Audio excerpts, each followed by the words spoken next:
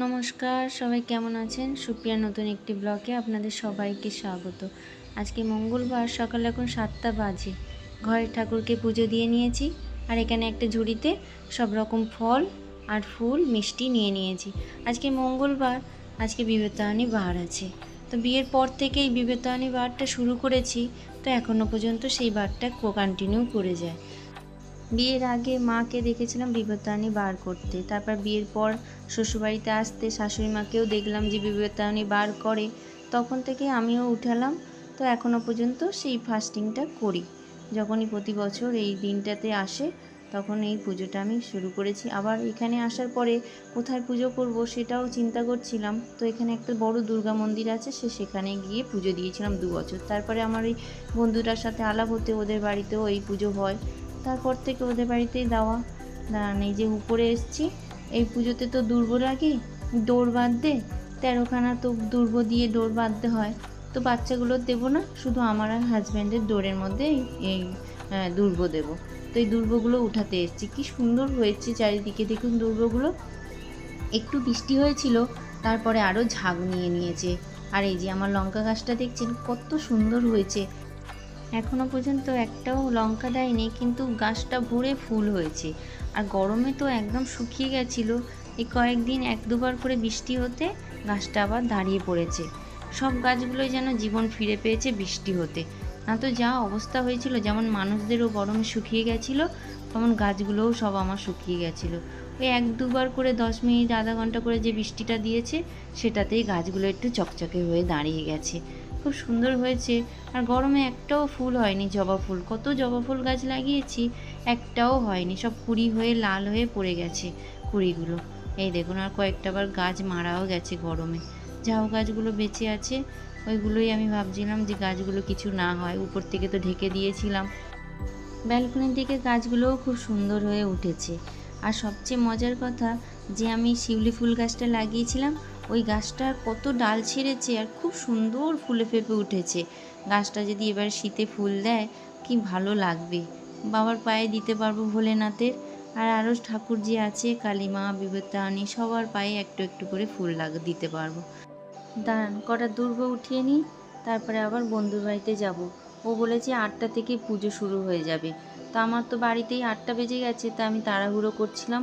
ও গেছিলো 2 ছেলেকে ছাড়তে। আজকে স্কুল আছে 2টো ছেলে, তো ওদেরকে ছেড়ে দিয়ে আর আমাকে দিতে এসছে। আমাকেই পৌঁছে আবার ও ফিরে যাবে, আবার বাড়িতে গিয়ে চা বিস্কিট খেয়ে আবার দোকানে যাবে। তো ওর বলছে আমার তো খালি এই ডিউটি লেগে গেছে। এসেই গেছি ফ্রেন্ডের বাড়ির কাছে, এই যে সোসাইটিতে। এখানে আমি বহু বছর ছিলাম, এর স্মৃতি আমি ভুলতে পারি না।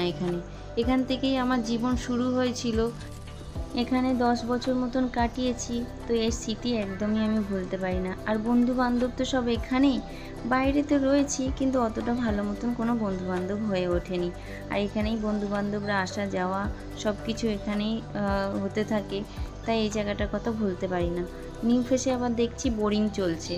এখানে জলের সমস্যা তো এখনও কাটেনি। বৃষ্টি তো হচ্ছে ওই কয়েক ঘন্টার জন্য। টানা যদি 1 সপ্তাহ বৃষ্টি হয়, তাহলে যদি মাটির তলায় একটু জল পাওয়া যায়।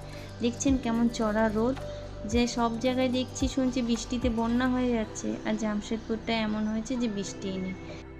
বাস চলে এসেছি। মাসিমা দেখলাম সামনে দাঁড়িয়ে রয়েছে। এটা আমার ওই বন্ধুর শাশুড়ি মা। নিতে এসছে আম পাতা, পুজোতে লাগবে। তো ওই জন্যই বলছে এত উপরে গাছ কি করে পারবো। তো সাইড দিয়ে দেখলাম আবার দাদাও এসছে। দাদা গেছিলো মনে হয় ফল মিষ্টি নিতে, তো দাদাকে বলছিল যে আম পাতাগুলো পেড়ে দিতে। আর আমরা আবার জিজ্ঞাসা করে নিলাম যে আম গাছে আম হয়েছিল কিনা। ফলন্ত আম গাছেরই পাতা দিয়ে পুজো হয়, না তো আবার ওই যে গাছে ফল হয়নি সেই গাছের তো আম পাতা আবার কোনো কাজে লাগে না। দাদা আর মাসিমা আম পাতা নিয়ে আসুক, আমি আস্তে আস্তে উপরে যাই। ব্যাগটা প্রচণ্ড ভারী। হাজব্যান্ড ছেড়ে দিয়ে চলে গেছে, আর আমি এই লিফটের কাছে দাঁড়িয়ে রয়েছি, লিফটের অপেক্ষা করছি। এই লিফটের সামনে ঘরটা দেখলে আমার সেই ঘরের কথা মনে পড়ে। তো ওই ঘরটাতেই থাকতাম, তো এখানে আসলেই মনে হয় যে সেই ঘরটা, সেই ঘরে কত বছর ছিলাম। এখানে আমি, আমার ননদ সবাই একসাথেই থাকতাম বহু বছর। তারপরে তো আবার শিফট হয়ে গেলাম। এই যে লিফট, এই ফ্ল্যাটে ছিলাম, আরও অনেকগুলো ফ্ল্যাটে ছিলাম এই সোসাইটির মধ্যে। উপরে দোতলাতে যাব, ফ্রেন্ডের মনে পুজো শুরু হয়ে গেছে। মাসিমা তো আম পাতা নিতে গেছে। বাস এসে গেছি। আসার পরে দেখছি বড় বৌদি ফল কাটছে। বলেছিল 8টা থেকে পুজো শুরু হয়ে যাবে, কিন্তু ওই জলের জন্যই পুজোটা লেট হয়ে গেছে। না তো ঘরেরই ঠাকুরমশাই, পুজো শুরু হওয়ার কথা ছিলই 8টার সময়। ঠাকুরমশাইটি হচ্ছে এই বড় বৌদির কাকা শ্বশুর। তো এরা ব্রাহ্মণ, তো ওনারা নিজেরাই পুজো করে। তো এই মানে কাকু পুজোটা প্রতি পুজোই কাকুই করে। তো ওই জন্য ঘরের ঠাকুরমশাই তো তাড়াতাড়ি হয়ে যায় পুজো। তা আমি সেটাই টেনশন নিচ্ছি যে পুজোটা আমার ছাড়া যেন শুরু না হয়ে যায়। তাই জন্য আমি দৌড়েই আসলাম। আসার পরে দেখছি না, সব কিছু এখন রেডি হচ্ছে।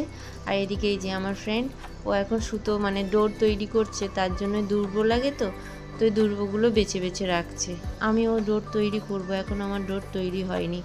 এবার প্রসাদটা দিয়ে আর ডোর তৈরি করতে বসবো। ওম শুচি ওম শুচি ওম শুচি ওম গঙ্গে চ যমুনে চৈব গদাবরী সরস্বতী নর্মদে সিন্ধু কাবেরী জলহস্মিন সন্নিধিং কুরু ওম পুষ্পে পুষ্পে মহাপুষ্পে সুপুষ্পে পুষ্পসম্ভাবে পুষ্প প্রচায় বকি হে যোগিনী সমানদেবী রঘুনাথং মম সর্বদা ওম মহাপদ্মবনান্তস্তে আনন্দ।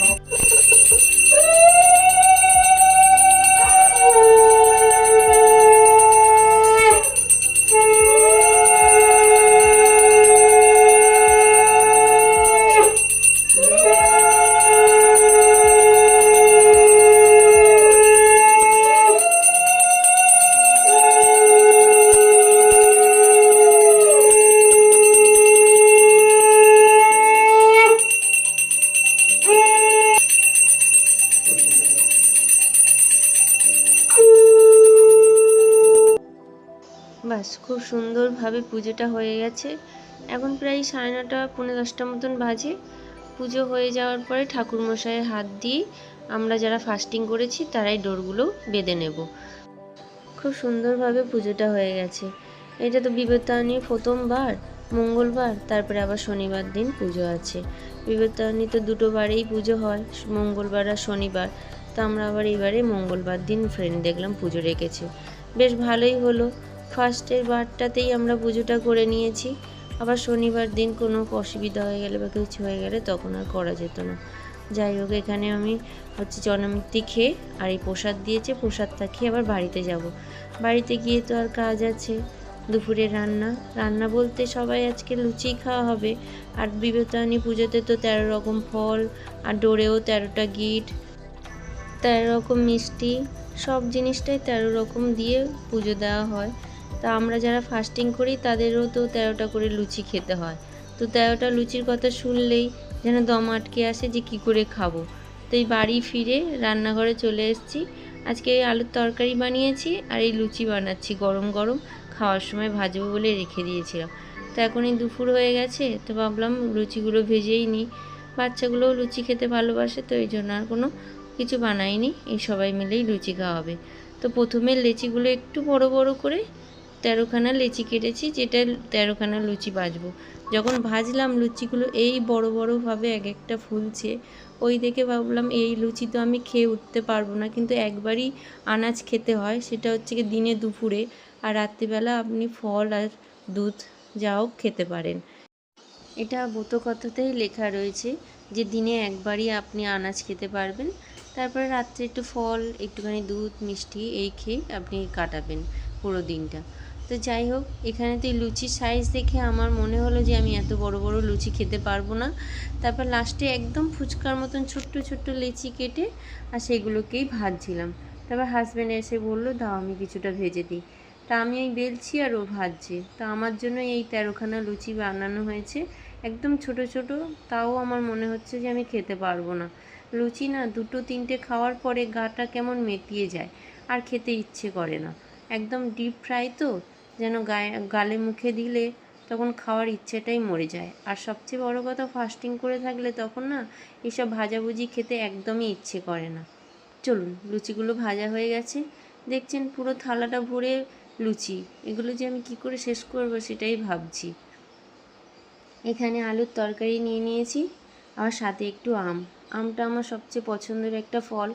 এটা থাকলে আমার আর কিছু দরকার লাগে না, তাই আমটা একটু অল্পই নিলাম, যেহেতু আমাকে লুচিগুলো খেতে হবে তাই জন্য একটু অল্প করেই আম নিয়েছি। তাই চলুন সবাই খেতে বসি। আর ভিডিওটা এখানেই শেষ করছি। সবাই ভালো থাকবেন, সুস্থ থাকবেন, নিজেদের খেয়াল রাখবেন। ভিডিওটা ভালো লাগলে অবশ্যই একটা লাইক করবেন।